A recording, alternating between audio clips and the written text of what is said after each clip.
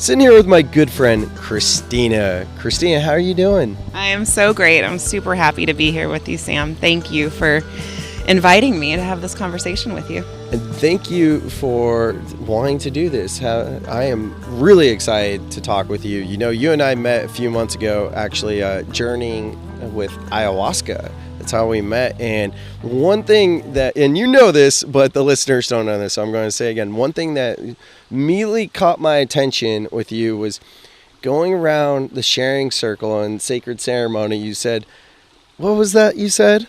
You know what I'm talking about.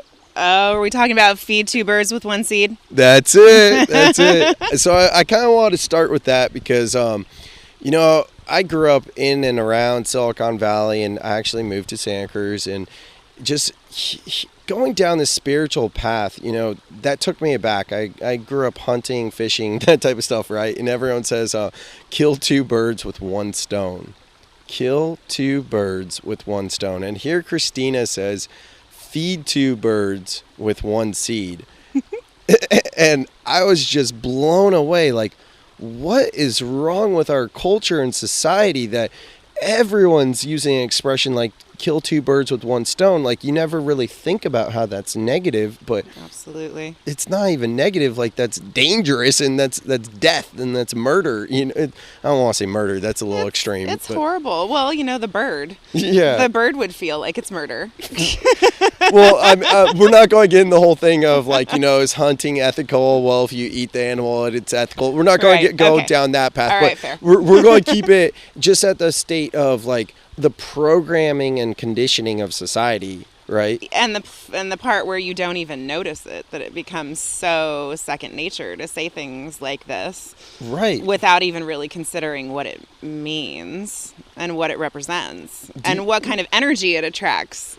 That's true too. So right. Talk to us about energy. You've been down the spiritual path quite a while, so educate myself and the listeners, because I like to think of Soul Seeker as kind of a crash course, an introductory course to spirituality. So it's really interesting that you say that attracts energy. Talk to us about that.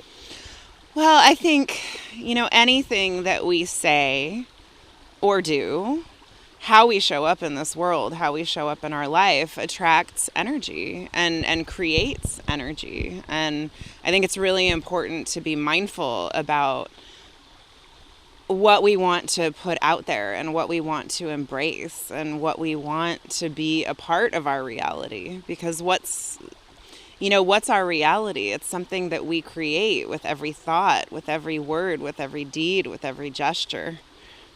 Totally. That's how we create our reality. And what kind of reality do I want? I want a beautiful reality where I'm bringing incredible people into my life and I'm sharing my gifts with them and they share theirs with me. Mm-hmm. And we're building a better world together through every word, through every gesture, through every deed. I love and that. So, you know, feeding two birds with one seed, I can't even remember where I got that, but I know that I've been saying it for at least the last 20 years. So whether I discovered it in college or back in high school from some hippie, you know, that I got right. connected with when I lived in Morro Bay, I'm not sure, but I know that it always felt so good to say that right. versus the other. So it's almost like manifestation then when you say bringing in the energy, right? Absolutely. Yeah. It is manifestation, and that's a choice for us. And I think it's so easy to believe that it's not right. a choice.